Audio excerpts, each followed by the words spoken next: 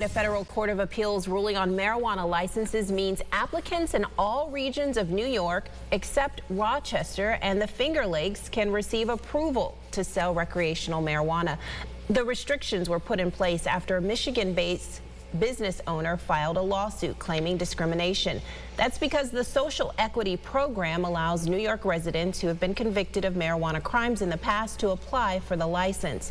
The appeals court lifted the injunction in the 5 regions named in the suit except for our region. State Senator Jeremy Cooney writes, New York will not reach its goals for an equitable and thriving adult use cannabis market until all regions are open for business. So far, 5 adult use cannabis dispensaries have opened in New York State, with another one opening in Queens tomorrow. Capitol correspondent Jamie DeLine tells us what advocates are calling for in the state budget to make cannabis prices more competitive and what the governor is proposing to crack down on illegal sales. With the budget deadline looming, members of the Cannabis Association of New York are making a final push to have their priorities added in the final state budget.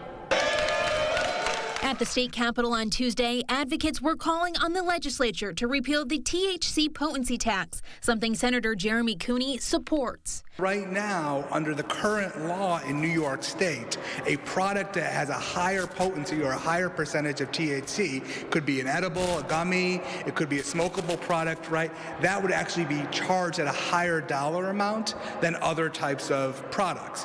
What we're trying to do is recognize that we don't tax based on the type of product it is. Advocates say the repeal would make the adult use market more competitive. If we don't pass this tax reform now, it'll probably be too late because it'll have to wait for years potentially, and by that point, the prices will be so high, people will continue shopping at the illegal stores and kind of bypassing the legal market. Right now, there are only 5 legal cannabis dispensaries open in the state. So all of the shops that are out there that are claiming they are legal, they are not.